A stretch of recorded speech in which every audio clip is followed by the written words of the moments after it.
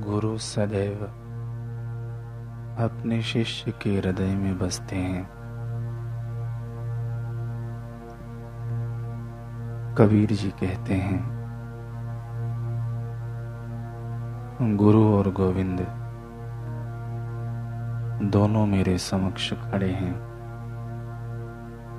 तो मैं किसको प्रणाम करूं। धन्य हैं वे गुरुदेव जिन्होंने मुझे गोविंद के दर्शन कराए।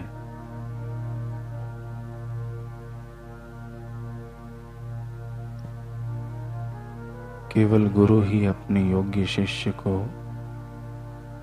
दिव्य प्रकाश दिखा सकते हैं। गुरु अपने शिष्य को असत्य में से सत्य में, मृत्यु में से अमरत्व में, अंधकार में से प्रकाश में और भौतिकता में से आध्यात्मिकता में ले जाते हैं। रात्रि को निद्राधीन होने से पहले अंतर्मुख होकर शिष्य को निरीक्षण करना चाहिए कि गुरु की आज्ञा का पालन कितनी मात्रा में किया है। हर रोज गुरु की सेवा का प्रारंभ करने से पहले शिष्य को मन में निश्चय करना चाहिए कि पूर्व की अपेक्षा अब अधिक भक्ति भाव से एवं अधिक आज्ञाकारिता से गुरु की सेवा करूंगा। रामकृष्ण परमहंस अपने शिष्यों के साथ टहलते हुए एक नदी के तट पर पहुंचे। वहां मछुए जाल फेंककर मछलियां पकड़ रहे थे। एक मछुए के पास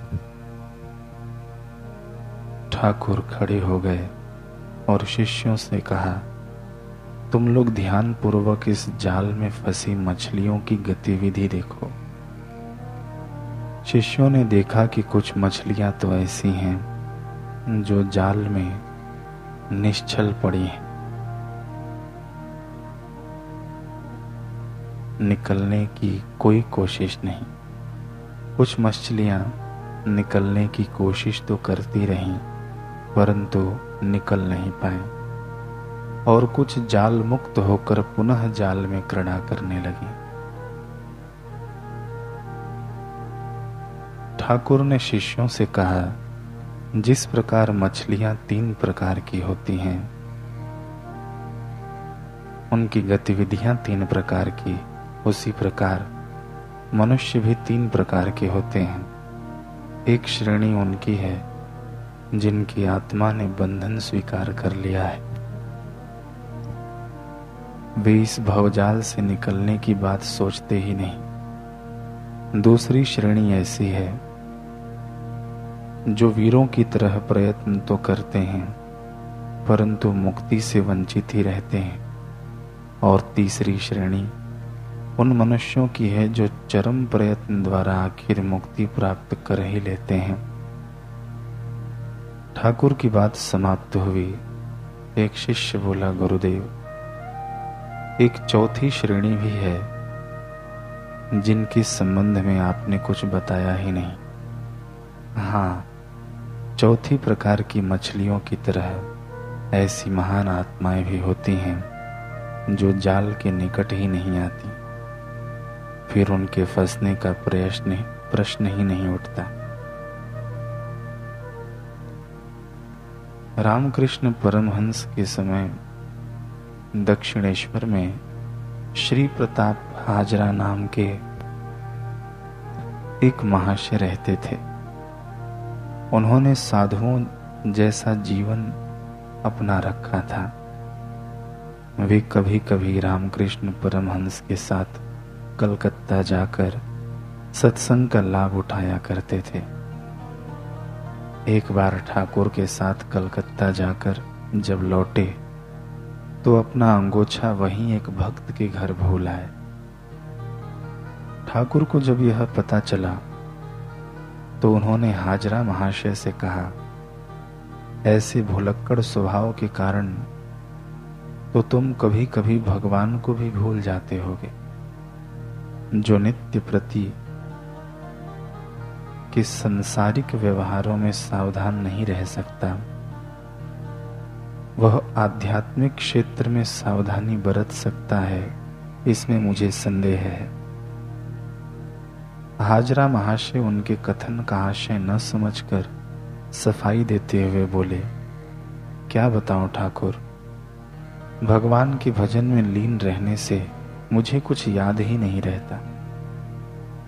ठाकुर ने हाजरा महाशय की झूठी आत्मश्लाघा समझ ली। वे दुखी होकर सोचने लगे कि साधु का नाम धराकर इतनी आत्म प्रशंसा। फिर ठाकुर ने हाजरा महाशय से कहा, हाजरा तो धन्य है जो थोड़े से जप से ही इतने तक पहुंच गया कि सांसारिक विषयों की याद ही नहीं रहती। और एक मैं ऐसा तुच्छ प्राणी हूं जो दिन रात भगवान के चरणों में ही ध्यान दिए रहता हूं, फिर भी आज तक न कभी अपना बटुआ कहीं भूला हूं और न अंगोछा। अब हाजरा महाशय को अपनी भूल का भान हुआ। वे गुरुदेव के चरणों में गिरकर क्षमा मांगने लगे। श्री रामकृष्ण परमहंस शिष्यों को उपदेश दे रहे थे। वे समझा रहे थे कि जीवन में आए अवसरों को व्यक्ति साहस तथा ज्ञान की कमी के कारण खो देते हैं। अज्ञान के कारण उस अवसर का महत्व नहीं समझ पाते। समझकर भी उसके पूरे लाभों का ज्ञान न होने से उसमें अपने आप को पूरी शक्ति से लगा नहीं पाते।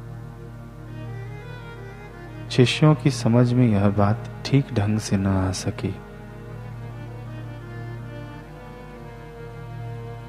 तब फिर ठाकुर ने कहा, नरेंद्र, कल्पना कर, तू एक मक्खी है, सामने एक कटोरे में अमृत भरा रखा है। तुझे यह पता है कि यह अमृत है। बताओ, उसमें एकदम कूद पड़ेगा या किनारे बैठकर उसे स्पर्श करने का प्रयास करेगा?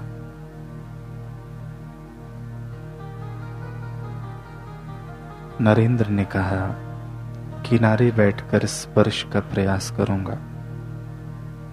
बीच में एकदम कूद पड़ने से अपने अस्तित्व के लिए संकट उपस्थित हो सकता है। साथियों ने भी नरेंद्र की विचारशीलता को सराहा, किंतु गुरुदेव हंस पड़े। बोले, नरेंद्र, तू मूर्ख है।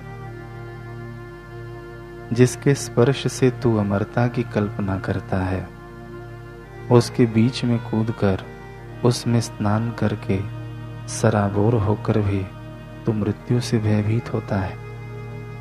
चाहे भौतिक उन्नति हो या आध्यात्मिक उन्नति हो, जब तक आत्म शक्ति का पूर्ण समर्पण उस क्षेत्र में नहीं होता, तब तक सफलता नहीं मिलती।